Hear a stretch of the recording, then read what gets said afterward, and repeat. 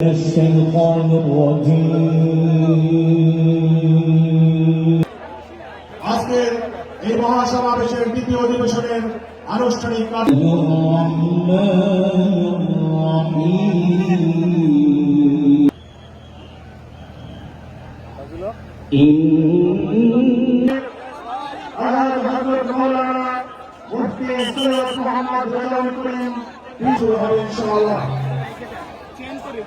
আজকের ঐতিহাসিক জাতীয় মহাসমাবেশের আনুষ্ঠানিক কার্যক্রম